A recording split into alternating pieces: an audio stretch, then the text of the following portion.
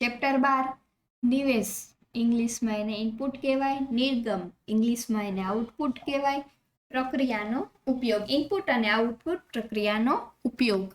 એમાં પેલું જોઈએ, સી ભાષામાં આવ્યો પ્રક્રિયા માટે નીચેનામાંથી શેનો ઉપયોગ કરવામાં આવે છે? જવાબ આવે છે ડી, આપેલા તમામે, કે મોનિટર, કીબોર્ડ અને માઉસ બધા છે.